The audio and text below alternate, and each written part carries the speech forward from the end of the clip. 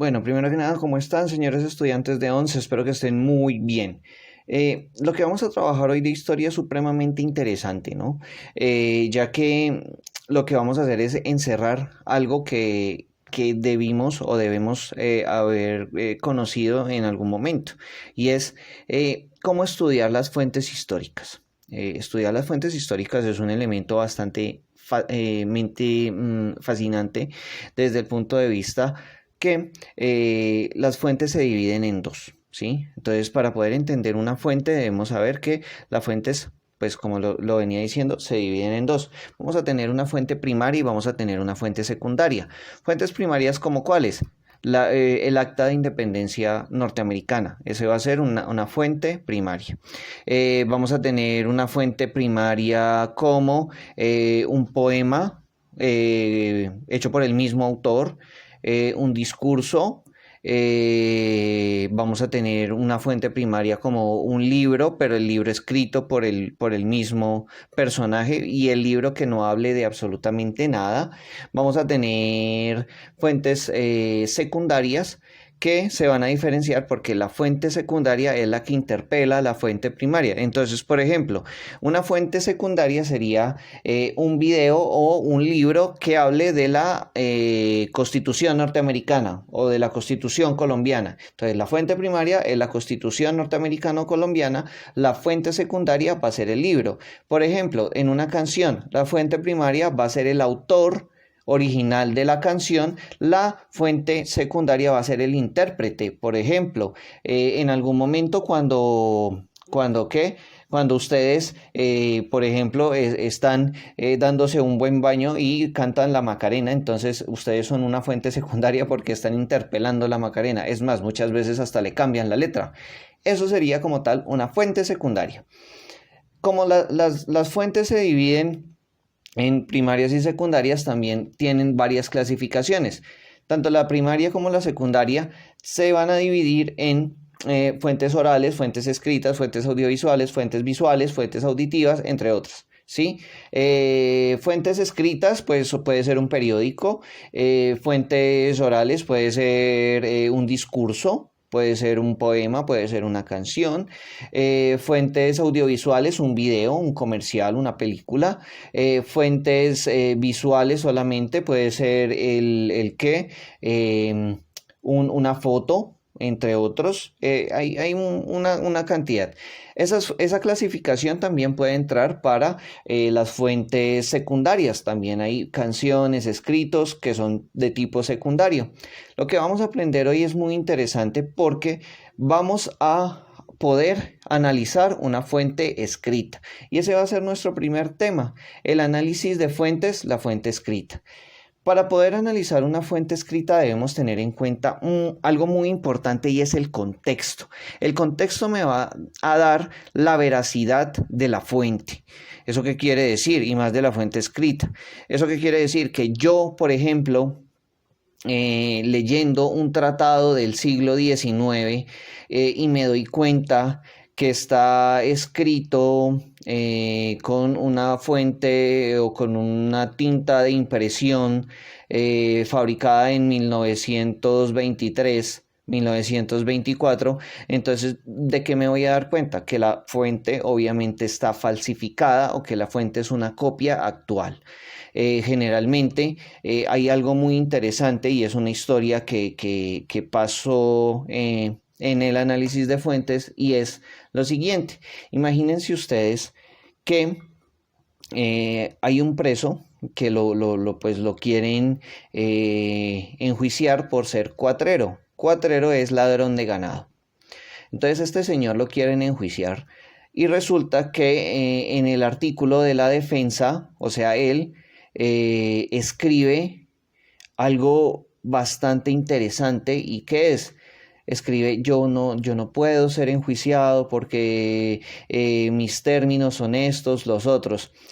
La cosa es que estaba escribiendo con una letra una caligrafía muy buena, una caligrafía de buen nivel, una muy buena ortografía. Y aparte de eso, yo me puse a pensar, o pues el análisis lo hace pensar a uno. El tipo es un cuatrero, o sea, vive de robar vacas. Y si vive de robar vacas, ¿por qué tiene esta letra o tiene este elemento de erudición? ¿Por qué es tan inteligente para poder escribir o por qué es tan inteligente para poder hablar o expresarse? Lo que me di cuenta es que efectivamente él no había escrito su defensa, sino por el contrario fue el abogado defensor, y el abogado defensor era el que pues escribió este alegato de defensa a nombre del cuatrero. Y era como algo dedicado al juez, y el juez era su maestro, el del abogado defensor. Entonces él quería mostrarle a su maestro que había aprendido lo suficiente. Entonces me puedo dar cuenta, o ahí me di cuenta de que la fuente estaba interrumpida y estaba interpelada. Pero por ejemplo, yo encuentro un documento como un periódico, ¿sí? En el siglo XIX, y el periódico tiene fotografías. Entonces yo digo, obviamente que es falso, porque ustedes saben que la fotografía se viene a presentar más o menos hacia mediados, casi finales del siglo XIX. Entonces pues yo no puedo darle crédito a ese segmento. Entre otros elementos que puedo ver. Entonces lo primero que tengo que hacer con una fuente escrita es determinar si es real o si es falsa. ¿Sí? Este tipo de elementos se van a presentar con un conocimiento que tengamos o con el conocimiento que nosotros tengamos sobre el contexto del momento histórico con que se va a representar.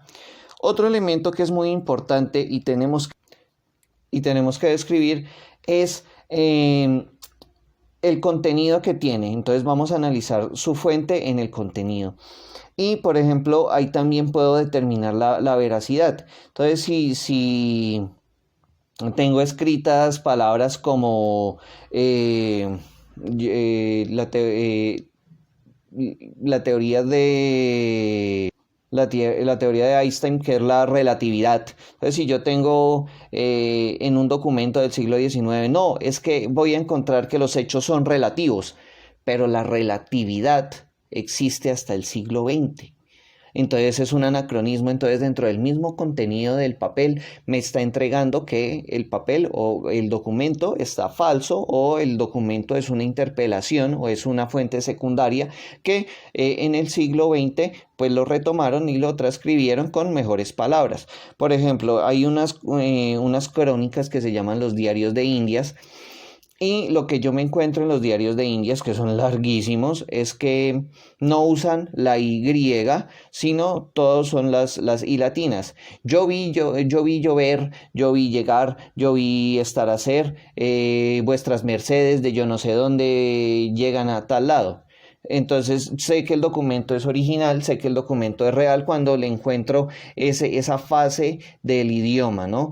Debemos tener en cuenta que dentro del contenido también hay esos elementos. La gente ha cambiado mucho su manera de hablar. Ahora la gente habla diferente que antes. Antes existía la palabra su merced, que era para mencionar de una manera cordial a otra persona. Ahora le dice usted, venga, parcero, parcera, entre otros. Entonces es algo muy interesante de ver dentro del análisis. Entonces lo primero que tengo que hacer es analizar la fuente físicamente, saber si está o no falsificada. Lo segundo es que tengo que ver el contenido, y lo tercero que tendría que hacer es ver esa relación del contenido, si es verdad o no es verdad. Entonces esa relación del contenido me va a entregar una serie de elementos bastante interesantes. ¿Por qué? La relación del contenido la voy a hacer, por ejemplo, aquí dice tal cosa, efectivamente pasó en este año, aquí dice tal otra, no pasó en este año. Entonces el documento me está entregando información variada que pues de una u otra manera puede llegar a pasar, pero son contados los casos.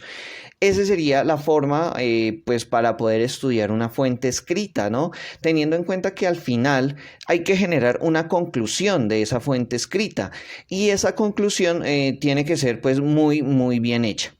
Es así que el ejercicio que les voy a plantear, tienen que estar muy pendientes al live para, para que puedan elaborar el trabajo que tienen para hoy de historia, señores de grado 11. Vamos a analizar los diarios antiguos en este país. Vamos a analizar los diarios del siglo XX en este país. ¿Listo? Espero que estén muy bien, que se cuiden y que Dios los bendiga.